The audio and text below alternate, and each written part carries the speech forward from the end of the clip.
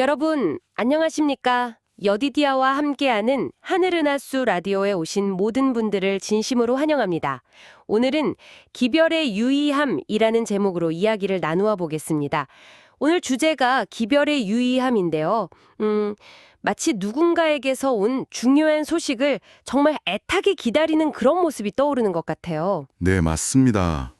오늘 나눌 이야기가 바로 그런 애타는 마음에서 시작되거든요. 아, 사도 바울이 고린도 교회에 보낸 편지와 관련이 깊다고 들었는데 정확히 어떤 상황이었을까요? 네, 바울이 드로아라는 곳에서 복음을 전하고 있었어요. 굉장히 좋은 기회였고요. 기회가 좋았는데 네, 그런데 바울의 마음은 사실 다른 곳에 가 있었던 거죠. 다른 곳이요? 바로 고린도 교회였습니다. 이전에 그 교회에 좀 강한 권면과 책망이 담긴 편지를 보냈거든요. 아, 그런데 그 편지를, 그 기별을 성도들이 과연 어떻게 받아들였을까? 이게 너무나 궁금했던 거예요. 그렇죠. 정성껏 쓴 편지, 특히 좀 쓴소리가 담긴 편지는 보낸 사람이 더 마음을 졸이게 되잖아요. 맞습니다. 그래서 그 소식을 전해주기로 한 동역자 디도를 만나기로 했는데 약속 장소에 나타나질 않은 겁니다. 아, 그래서 마음이 편치 않았군요. 네, 나중에 고백하기를 내 심령이 편치 못하였다라고 할 정도로 정말 깊이 염려하고 근심했던 거죠. 사랑하는 성도들이 자신의 책망을 혹시나 오해하지는 않을지, 아니면 상처받고 돌아서지는 않았을지, 아, 정말 그 깊은 영혼의 고뇌가 느껴지는 것 같아요. 그래서 결국 그 좋은 기회를 뒤로하고 마게도냐로 건너가서야 디도를 만나게 됩니다. 다행히 디도가 좋은 소식을 가져왔죠. 네, 정말 모든 근심을 한순간에 씻어주는 기쁜 소식이었습니다. 어떤 소식이었나요? 많은 고린도 교인들이 바울의 교훈을 잘 받아들이고 자신들의 죄를 깊이 회개했다는 소식이었어요. 와, 정말 다행이네요. 이때 바울의 반응이 참 인상적인데요. 이렇게 말합니다. 내가 지금 기뻐하는 것은 너희를 근심하게 만들었기 때문이 아니다. 네.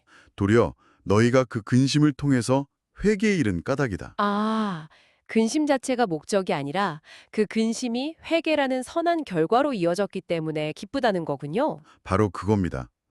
여기서 하나님의 뜻대로 하는 근심이라는 아주 중요한 개념이 나와요. 하나님의 뜻대로 하는 근심이요. 네, 이건 그냥 잘못을 후회하고 자책하는 세상 근심과는 완전히 다르거든요. 세상 근심은 결국 사망, 그러니까 관계의 파괴로 이어지지만요. 네? 하나님의 뜻대로 하는 근심은 후회할 것이 없는 구원에 이르게 하는 회개를 만들어낸다는 겁니다. 후회할 것이 없는 회개? 네, 그러니까 단순히 감정적으로 뉘우치는 걸 넘어서서 죄를 자복하고 완전히 버리는 삶의 근본적인 개혁으로 이어진다는 뜻이죠. 그렇군요. 결국 사역의 진짜 성공이라는 건 눈에 보이는 어떤 외적인 성장이 아니라 이렇게 한 사람 한 사람의 삶이 진정으로 변화되는 것이라는 말씀이시네요. 맞습니다. 그리고 바울은 이 변화된 성도들을 아주 특별한 것에 비유하는데요. 아, 저도 그 부분이 참 인상 깊었어요. 다른 사역자들처럼 추천서가 필요 없다고 하면서 너희가 바로 우리의 추천서다라고 선언을 하죠. 왜 그렇게 말했을까요? 그 당시 사회에서 추천서는 한 사람의 신뢰도를 보증하는 아주 중요한 문서였잖아요. 그렇죠. 우상 숭배에 빠져있던 고린도 사람들이 복음을 듣고 삶이 완전히 바뀐 그 모습, 그 살아있는 사람 자체가 자신의 사역이 참되다는 가장 강력한 증거라는 거죠. 와, 살아있는 추천서라니? 정말 대단한 표현이네요. 거기서 한 걸음 더 나아가서 그리스도의 편지라고까지 부릅니다. 그리스도의 편지요? 네, 이 편지는 먹으로 돌비에 쓴 율법 같은 게 아니라는 거예요. 아, 살아계신 하나님의 영으로 육의 마음판, 그러니까 우리 마음에 직접 쓴 편지라는 겁니다. 그러니까 겉으로만 지키는 규칙이 아니라 아예 마음 자체가 변화되었다는 것을 그렇게 표현한 거군요. 네, 맞습니다. 죄인이 진리를 통해서 회개하고 거룩하게 변화되는 것, 그것이야말로 하나님께서 그 사역자를 부르셨다는 가장 큰 증거라는 거죠. 듣고 보니 결국 이 모든 이야기의 중심에는 사역자인 바울 자신이 아니라 그를 통해서 일하시는 하나님의 능력이 있는 것 같아요. 정확합니다.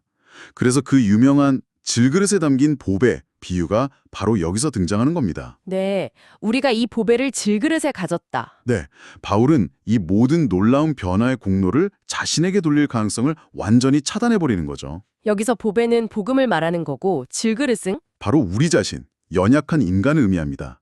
당시 질그릇은 가장 흔하고 싸고 또 깨지기 쉬운 그릇이었거든요. 아, 일부러 그렇게 볼품없는 그릇을 비유로 쓴 거군요. 왜 하필 금그릇이나 은그릇이 아니었을까요? 그 이유를 바울이 명확하게 밝힙니다. 능력의 심이 큰 것이 하나님께 있고 우리에게 있지 않음을 알게 하려 함이라. 아, 그릇이 너무 화려하면 사람들이 그릇만 쳐다보지 그 안에 담긴 내용물에는 관심을 갖지 않을 수 있으니까요. 바로 그겁니다. 그릇이 보잘것없고 연약할수록 그 안에서 빛나는 보배의 가치는 오히려 더 선명하게 드러나는 거죠. 인간의 연약함이 하나님의 능력을 가리는 장애물이 아니라 오히려 그 능력이 드러나는 통로가 된다는 역설이네요. 네. 그래서 참된 사역자는 자신을 전파하는 게 아니라 오직 보배이신 그리스도 예수만을 전파하는 겁니다. 자신의 연약함을 감추려고도 하지 않고요. 하지만 바울이 겪은 고난은 정말 상상을 초월하잖아요. 본인 스스로 살 소망까지 끊어졌다고 할 정도였으니까요. 그 연약한 질그릇 같은 몸으로 어떻게 그 모든 것을 견뎌낼 수 있었을까요? 그 힘의 원천이 궁금합니다. 크게 세 가지 동력을 찾아볼 수 있을 것 같아요. 세 가지요? 첫째는 영혼 구원에 대한 소망이었습니다. 자신의 고난이 결국 다른 성도들의 위로와 구원을 위한 것이라고 굳게 믿었던 거죠. 나의 고난이 다른 사람을 살린다는 믿음이군요. 네. 그래서 사망은 우리 안에서 역사하고 생명은 너희 안에서 하느니라 라는 놀라운 말을 할 수 있었던 겁니다. 정말 대단하네요. 두 번째는 뭔가요? 두 번째는 영원한 영광을 바라보는 관점이었습니다. 우리의 잠시 받는 환난에 경한 것이 지극히 크고 영원한 영광에 중한 것을 우리에게 이룬다. 아, 지금의 고난은 잠시 지나가는 가벼운 것이고 장차 올 영광은 영원하고 무겁다는 거군요. 맞습니다.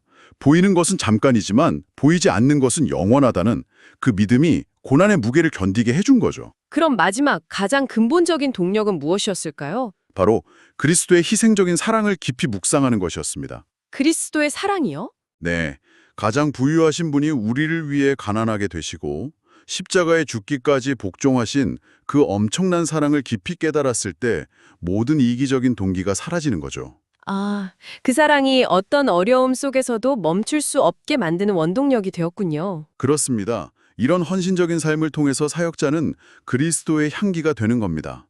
구원받는 사람들에게는 생명의 향기가 되고 믿지 않는 사람들에게는 사망의 냄새가 되는 거죠.